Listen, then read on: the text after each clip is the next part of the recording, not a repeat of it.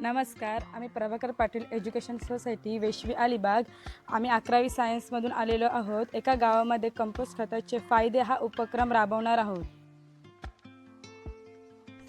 गावाच्या बाहेर एका ठिकाणी ओला कचरा टाकण्यासाठी आम्ही खड्डा खोदला व त्याचे व्यवस्थित बांधकाम केले, जेणेकरून त्याचा वापर गावातील महिलांना भविष्यात करता येईल.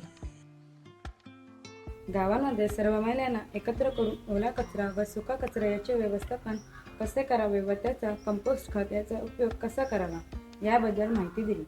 त्यानंतर सर्व महिलांना एकत्र करून ओला कचऱ्याची कशी विल्हेवाट लावावी हे आम्ही त्यांना सांगितलं व सर्वांनी आम्हाला व्यवस्थित सहकार्य केलं.